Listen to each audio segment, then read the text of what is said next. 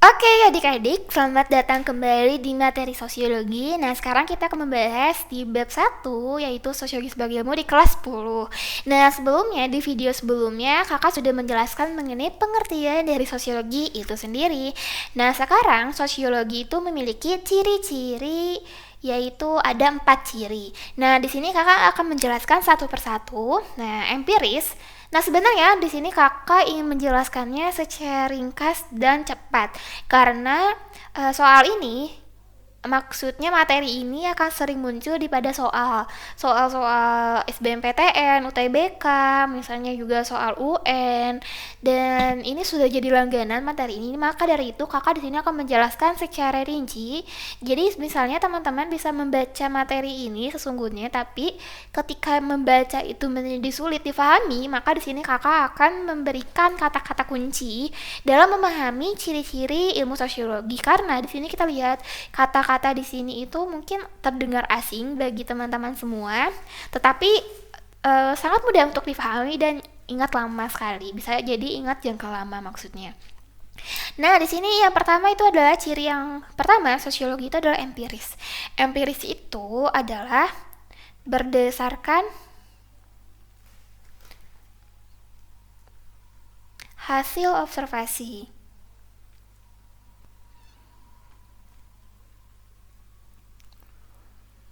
Nah, observasi itu apakah? Jadi, observasi itu adalah suatu pengalaman yang nyata dan juga berdasarkan realitas sosial yang ada. Itu berdasarkan hasil observasi.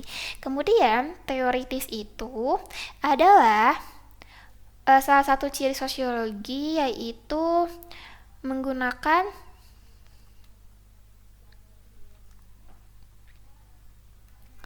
abstraksi-abstraksi.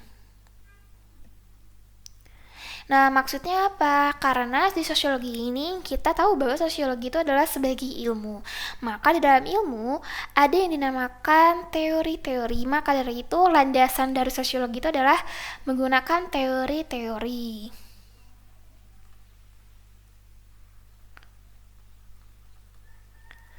Nah, di sini bisa menggunakan abstraksi atau juga menyusun abstraksi.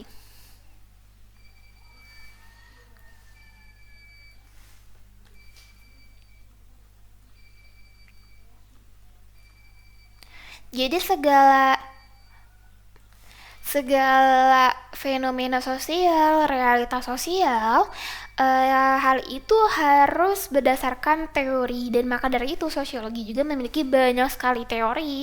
Misalnya sekarang teori di mana sekarang kalau kita chat atau berkomunikasi melalui misalnya WhatsApp, Line, dan sosial media yang lainnya, kita jauh lebih sering menggunakan emoticon atau emot atau stiker untuk mengungkapkan pesan apa yang kita ingin sampaikan. Maka dari itu, ketika itu adalah sebuah fenomena baru di dalam masyarakat di mana menggunakan emoticon atau menggunakan stiker adalah salah satu media penyampaian pesan yang sebenarnya juga bisa diterima secara langsung oleh si pembaca pesan itu sendiri. Dan dalam sosiologi itu bisa dikaji dengan teorinya simbolis interaksionisme simbolik. Jadi berinteraksi menggunakan simbol-simbol. Nah, itu dia landasan mengapa fenomena sosial itu harus bisa dan selalu bisa diukur dan dilandasi oleh teori-teori tertentu. Kemudian di sini ada yang namanya kumulatif. Jadi, sosiologi itu unik sebenarnya teman-teman, karena sosiologi itu memiliki ciri yaitu memperbaiki atau menyempurnakan atau juga menambahkan teori-teori yang sudah ada.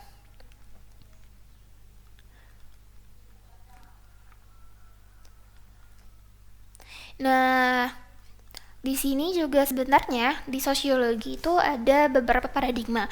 Pada dahulu kita dibagi ada teori sosiologi klasik di mana di situ teori-teorinya itu sangat relevan kepada masa-masa waktu itu. Misalnya ketika Auguste Comte misalnya ya, ini bapak sosiologi Auguste Comte pada waktu itu melahirkan teori dikarenakan pada saat itu ada yang namanya revolusi Prancis. Tapi hal itu berbeda dengan zaman kita hidup sekarang. Dulu tidak ada sosmed, sekarang udah ada sosmed. Dan sekarang dalam sosmed itu banyak teori-teori yang baru. Ya salah satunya adalah teori hyperreality, dan sebenarnya banyak sekali teori-teori yang baru karena teori sosiologi itu mengikuti perkembangan zaman dan bagaimana interaksi masyarakat, dan kita tahu bahwa semakin kesini semakin kompleks ya hubungan masyarakat itu. Kemudian yang kedua itu adalah nonetis. Apakah maksudnya nonetis? Nonetis itu maksudnya sosiologi tidak mempentingkan atau melihat baik buruknya suatu fakta. Nah, di sini dia kehebatannya sosiologi, di mana kita di sini pada intinya kita itu tidak pintar untuk menjudge semua orang. Atau di sini kita tidak bisa menjudge orang lain karena di sini kita sudah melihat baik buruknya suatu fakta. Mungkin di mata orang lain ketika seseorang melakukan suatu kesalahan, orang lain melihat buruknya terus, tapi di sini kita harus berperilaku secara sosiologi, di mana ketika kita melihat sebuah fakta, kita harus memiliki dua spektrum, yaitu ada spektrum hitam dan putih, di mana spektrum hitam dan putih itu ada baik dan buruk. Jadi kita harus melihat segala possibilitiesnya, kita harus melihat segala kemungkinan yang terjadi mengapa fakta itu bisa ada. Dan dalam sosiologi, fakta sosial itu kan adalah apa-apa saja yang terjadi di dalam masyarakat secara aktual, atau pada saat itu juga apa yang terjadi pada saat itu dalam masyarakat. Berarti yang sering kali dilihat oleh masyarakat secara kasat mata, maksudnya secara kasat mata yang terlintas, yang terlihat, yang terbaca itu adalah fakta sosial. Namun di balik itu ada yang namanya realitas. Apa itu realitas? Realitas itu adalah tabir di balik fakta. Jadi realitas itu mengungkap tabir di balik fakta.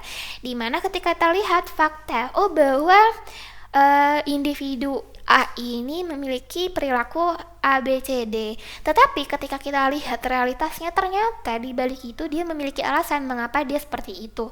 Maka dari itu, sifat non-etis ini menjadi landasan bagi para sosiologi ataupun bagi kalian sebagai pelajar juga bisa menerapkan nilai-nilai sosiologi ini, di mana kita tidak mudah menjudge atau kita tidak mudah menyimpulkan di awal ketika kita melihat sesuatu atau melihat suatu fakta sosial. Jadi seperti itu materinya untuk ciri-ciri sosiologi pertemuan kali ini, dan video kali ini kakak cukupkan sekian dan terima kasih. Dadah, see you di video selanjutnya.